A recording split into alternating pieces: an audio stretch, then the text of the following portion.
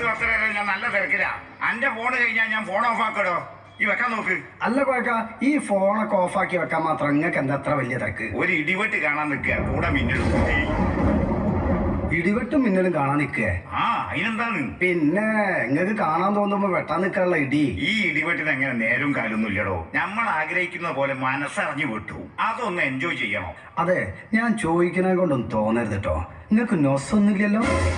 അതെന്താ അങ്ങനെ ഒരു ചോദ്യവും? ഈ ഇടിവെട്ട് മിന്നലും എന്നൊക്കെ പറഞ്ഞാലേ സാധാരണ ആൾക്കാർക്ക് പേടിയുള്ള ഒരു സംഭവമാണ്. അത് കാണാൻ ആസ്വദിക്കാനൊക്കെ ഇത്തിരി വട്ടുള്ളവർക്ക് പറ്റുള്ളൂ. ആണോ? എന്നാ ഈ ഒന്ന് അങ്ങോട്ട് നോക്ക്.